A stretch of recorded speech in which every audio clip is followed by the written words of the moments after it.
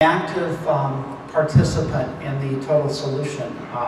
Angle and distance measurement, yeah, relatively linear, but with laser scanning and other capabilities, it's producing enormous amounts more capability than, again, would have been true even 10 years ago. Space and inertial measurement, more and more constellations in the sky, more and better robust solutions available in terms of space-based positioning.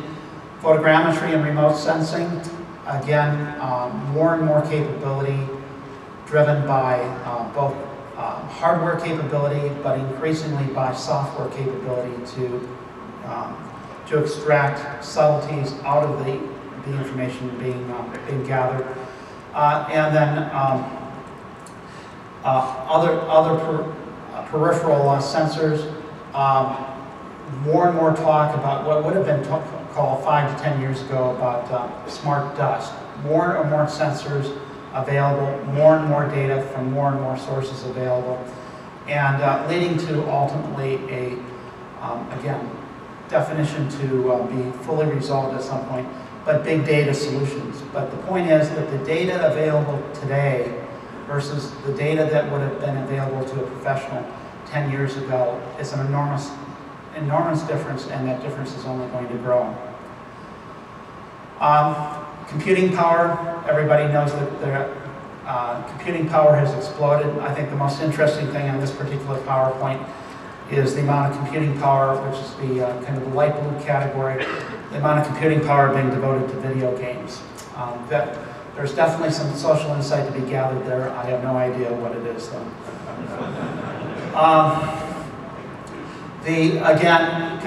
Computing power as applied to the surveyors in the room, starting from the early days of mechanical. And this is a picture of a Brunswick double, which was state-of-the-art in Germany in the 1950s, which sounds pretty cool.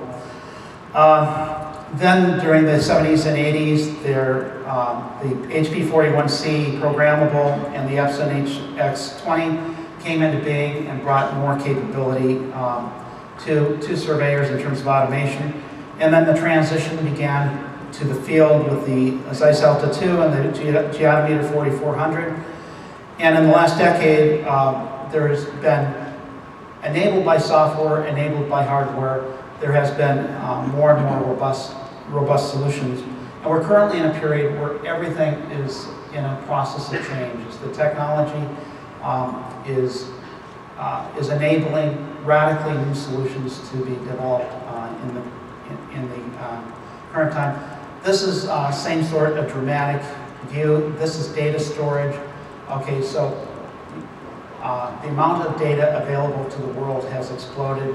The other point of subtlety here is a number of years ago, data was dominated by analog data. It is now dominated by digital data. Connectivity, this may look familiar, but what we've seen is on connectivity speed, a steady progression over history from moving only at the rate you could walk, to moving at the rate that you could sail, to moving at the rate of a steam engine, and then, okay, with the advent of the telegraph, we achieved speed of light level capabilities. So speed of communications is at its limit, unless you're a Star Trek fan. The place where we're seeing great progression is in the amount of capacity that's available. In the last 10 years, the last 20 years, there have been profound changes in the amount of data you can move from place to place, culminating now in the 4G cellular capabilities. So capacity of moving data is becoming less and less of a constraint, unless you happen to be sitting in certain hotel rooms. Access is another consideration. Again, access used to be defined by living close to a railroad junction, close to a harbor. Now, with cellular becoming pretty much ubiquitous, access to data is general and it's everywhere. So that is no longer a constraint. Now, as far as the perspective on graphs and tables, okay, historically a lot of us grew up interacting with data through graphs and tables. That is no longer really doable. With the proliferation of data that is out there, that is available, there need to be new forms of interaction with that data, graphical models, it's in some sense sounds relatively trivial, but this actually becomes a constraint if we're not careful. So again, theme during these 3 days of Dimensions is really making data usable. The BIM example is probably pretty indicative here in that BIM takes in data from any number of different inputs and then is making that data available to any number of potential uses. And so it represents the complexity of the data model that we're looking at. And again, over the next three days, BIM, which is something that Trimble has spent a great deal of money on in the last 2 years. We've invested aggressively in BIM. We will continue to aggressively invest in BIM and the surrounding intellectual turf. But BIM starts to represent the challenge that faces us just in terms of being able to make productive use of the capability out there. And then in terms of roles, I think there is a general historical comfort zone that has always been really focused on data collection as being the art form, the point of focus of the activity. And that's where most of us have spent our time. There is a growing category with this proliferation of data, proliferation of information, the increased complexity. There need to be new roles defined that relate to data management with all the old virtues, the old values of accuracy, credibility, reliability. Accuracy, credibility, reliability, but then collaboration becoming a new factor here, this becomes a much more sharing, democratic sort of environment. So collaboration becomes much more important than it has before. But really, the point is, okay, with all this data, how are we going to manage it? And I think we all face that in one way or another going forward. And the context of these changes raise a number of questions. Versus the historical model. So, where is the decision being made? Is it being made in the office or the field? The technology enables the answer to be either or. The source of the data. Historically, data has been collected through dedicated, professional mechanisms, but increasingly, large amounts of data can be crowdsourced. Crowdsourcing may be legitimate in a number of different applications. So what the source of the data is no longer as clear as it would have been in the past. The data integrity, okay, official sources, or is there, out of this kind of crowdsourced world, is there a new standard here for some of the data to be sufficient? Good enough to use for the application. Access, proprietary versus free and ubiquitous. Google Earth certainly has led the way in terms of kind of free and ubiquitous information.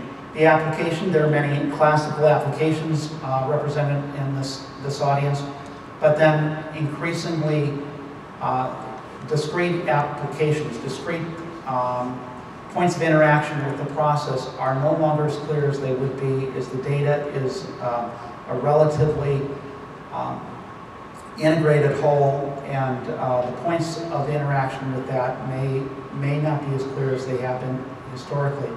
Update frequency, we all love version control, it's safe, but really in an emerging world, it's become a much more dynamic world, and there may no longer be something as comforting as version control available to us in many applications. Influence. The technology is changing. Who has influence? So it's always traditionally been in the hands of the professional. But new constituencies are likely to emerge. If nothing else, owners are likely to emerge as a new key constituent in terms of the decision making.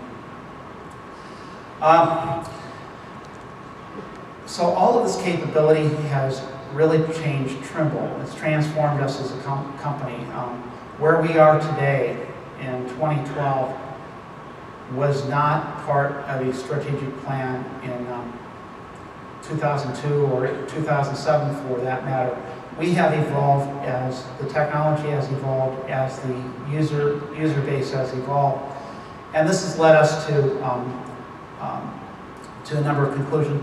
One of them being what we call connected site, the connected construction site. So in this case, the connected construction site is an evolutionary process that has added more and more function over time, and which will be everywhere you look for the next 3 days. So connectability, the connected construction site.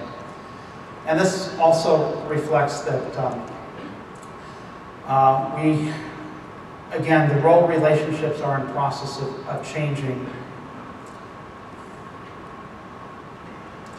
And we are in the process of rolling out what's called a more aggressive concept of design, build, own, which will involve new constituents or emphasize new constituents. But the owner, the architect, MEP, general contractor, structures, all coming together around the model to really create new solutions.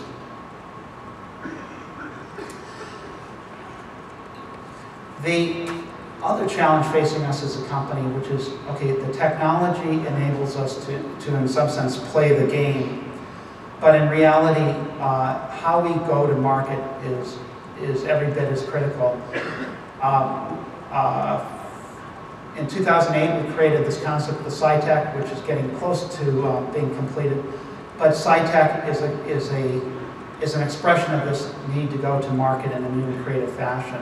There will be other solutions that Trimble comes up with over time, but SciTech as one brand worldwide, hopefully that brand stands for technology in the construction marketplace.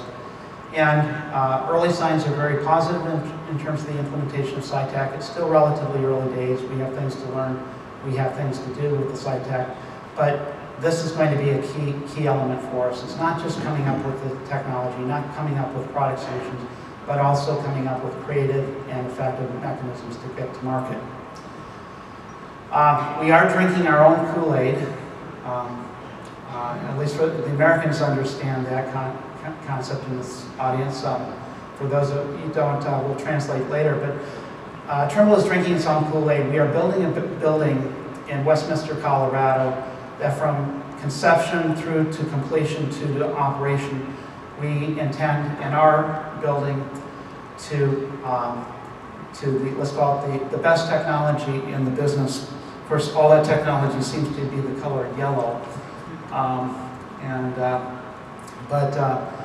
It's going well. We started off with the survey. We did highly in-depth design reviews, trying to be a good owner.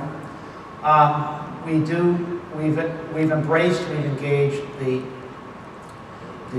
concept of the 3D model throughout. We have